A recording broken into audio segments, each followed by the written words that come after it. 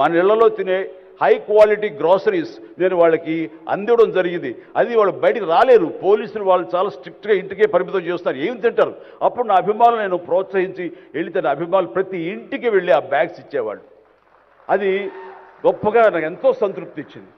అలాగే ఆక్సిజన్ దొరకని పరిస్థితుల్లో, ప్రభుత్వాలు కూడా చేయలేని పరిస్థితుల్లో, హాస్పిటల్స్ అన్నీ కూడా చేతులు తీసిన పరిస్థితుల్లో నేను నా మిత్రుల సహకారంతో, నేను స్వయంగా నా అభిమానులతో వారం రోజుల్లో 32 ప్లేసెస్లో ఆక్సిజన్ అందివ్వడం జరిగింది. అలాగే కాన్సన్ట్రేటర్స్ ఇవ్వడం జరిగింది. ఇవన్నీ కూడా ఏంటంటే చెయ్యాలనే తపనతోటి, బహుశా ఇవన్నీ కూడాను నాకు ఈ రోజున ఈ అర్హత రావడానికి, ఈ అవార్డు రావడానికి నాకు దోహదపడిందేమో అనుకుంటున్నాను. భగవంతుడా ఇంకా నాకు ఈ శక్తి సామర్థ్యాలు ఇవ్వు, ఈ ఆలోచన ఇవ్వు. నేను అవార్డుల కోసం ఎదురు చూడను, అవార్డులు రావాలి కోరుకోను, లేకపోతే చాలు. వాళ్ళ గుండెలు ఉండే ప్రేమ కంటే ఏ అవార్డు పెద్దది కాదు.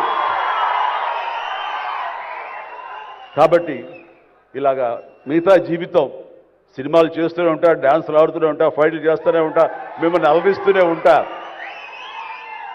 అలాగే ఈ సేవా కార్యక్రమాలు కొనసాగిస్తూనే ఉంటాను.